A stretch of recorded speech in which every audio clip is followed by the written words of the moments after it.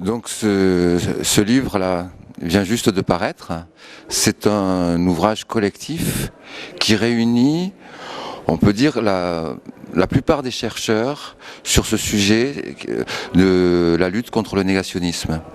Donc en fait, ce projet, il est né pour ma part il y a 2 ans, lors d'un voyage à Kigali, au cours d'échanges avec différentes personnes, où on faisait le constat négatif de l'omniprésence des thèses négationnistes sur les médias, au détriment de la vérité du génocide. Et donc je suis reparti avec l'idée qu'il fallait faire quelque chose. Et comme je suis éditeur, comme je suis aussi écrivain, je me suis dit, il faudrait qu'on réunisse l'intelligence des personnes qui ont travaillé sur ce sujet. Donc j'ai lancé un appel à écriture. Mon ami Jean Moukimbiri, qui est juste à côté de moi, a été le premier à répondre positivement à ce projet.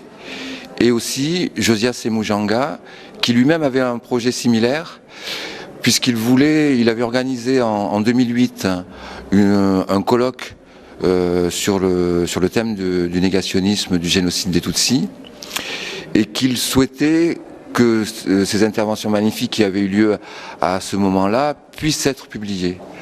Donc en fait, de cette rencontre avec Josias est né nos projets à chacun se sont métamorphosés. C'est comme 2 rivières qui se rencontrent pour faire un fleuve, et avec plein d'affluents qui sont les affluents des intelligences de chercheurs qui viennent aussi bien du Rwanda que de la vieille Europe, que des États-Unis et du Canada. Quelle est la nouveauté du livre en fait, sur le sujet actuel? Bien, je crois que chaque chercheur qui a produit un écrit est un peu à la pointe de sa propre pensée et de tous les travaux qu'il a menés au cours des années précédentes. Et donc là, on a vraiment un état de la recherche sur le négationnisme qui permet de commencer à penser quelles ripostes peuvent exister une fois qu'on a déconstruit, démonté un phénomène, démonté les ficelles de manipulation des négationnistes, qu'on a réussi aussi à cerner qu'est-ce qu'on entend par négationnisme pour pas tout mélanger et faire de ce mot négationnisme un mot tellement large qu'on ne sait plus de quoi on parle. C'est-à-dire que c'est pas parce qu'on parle mal par ignorance du génocide qu'on est négationniste. Le négationnisme, avec le isme du mot, c'est bien l'idée qu'il y a quelque chose qui a une certaine systématisation, qui a une cohérence de pensée et qui a un projet idéologique derrière, qu'on pourrait résumer à la fois de manière un petit peu abrupte, soit comme un projet de se défendre de toute possibilité d'être poursuivi pour le crime qu'on a commis, soit pour tout simplement perpétuer par d'autres moyens l'idéologie qui a mené au génocide, et avec le projet de reprendre le pouvoir au Rwanda, et avec le projet de terminer le travail pour les plus extrémistes.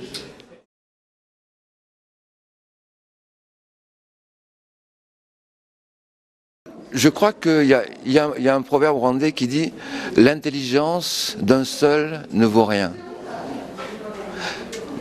Oui, tout à fait, on va traduire. Donc, je crois que dans des phénomènes aussi complexes, on a besoin d'être plusieurs. Il peut y avoir des êtres géniaux qui arrivent à embrasser la complexité et à la restituer de manière très pédagogique. Mais moi, je crois à la vertu de réunir des intelligences, parce que quand on mutualise nos différentes approches, 1 plus 1 n'est pas égal à 3, mais à 5 ou à 6 ou à 7. C'est-à-dire qu'on démultiplie les choses. Et l'idée fondamentale, c'est que le fait que des gens se soient réunis au sein d'un livre, cette idée de mutualiser puisse continuer, que ces liens qui se sont tissés puisse perdurer, qu'on puisse réfléchir ensemble, associer d'autres personnes, éventuellement créer un observatoire du négationnisme pour en analyser les évolutions, les réponses qui peuvent lui être apportées, et aussi penser à la pédagogie de la riposte et comment on arrive à neutraliser ce poison des assassins de la mémoire. Donc, et pour ça, de pouvoir former d'autres personnes qui se sentent blessées mais ne savent pas comment répondre. Donc, comme je le disais, Josias a réuni, par ses contacts, ses relations particulières, un peu le continent nord-américain, les chercheurs canadiens ce sont soit des Rwandais qui enseignent au Canada ou aux États-Unis, soit des chercheurs canadiens, francophones ou anglophones et aux États-Unis, et aussi sa connaissance de chercheurs des différentes universités rwandaises. Et puis aussi, moi j'avais aussi, de par mon histoire, mes rencontres, des liens privilégiés avec Jean, avec des personnes comme José Kagabo, avec d'autres personnes. Donc il y a un petit peu on a réuni un petit peu deux réseaux aussi là qui se rencontrent, qui se connaissaient pour s'être lus, on se lit les uns les autres. Et là, il y a vraiment quelque chose qui fait réseau, entre guillemets, réseau de chercheurs international. Donc il y a aussi quelques personnes qui ne figurent pas, mais qui mériteraient tout à fait, dont la recherche est extrêmement importante. Je pense à des personnes comme Hélène Dumas, comme Jean-Pierre Chrétien, comme Jean-François Dupaquier, mais qui sont aussi dans des propres projets d'écriture. Et donc je crois que si on arrive à travailler tous ensemble, les gens qui sont réunis dans ce livre et d'autres personnes tout à fait auxquelles moi je suis redevable pour les avoir lus, pour avoir beaucoup appris d'elles, je pense que vraiment on peut réagir, on peut véritablement faire que le titre de l'ouvrage, faire face au négationnisme, soit pas qu'une incantation, mais soit vraiment quelque chose qui sera suivi d'effets. Où est-ce qu'on peut trouver le livre ? Alors le livre, il peut être commandé pour le moment sur le site des éditions Izuba, donc sur izuba.info.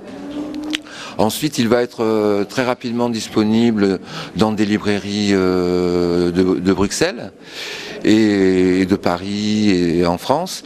Et puis, de toute façon, comme nous, en tant qu'éditeur, nous sommes aussi diffusés dans toute l'Europe. Donc, il suffit d'aller aussi chez son libraire, demander ce livre, il le regarde dans son ordinateur et il le commande. Il n'y a rien de plus simple.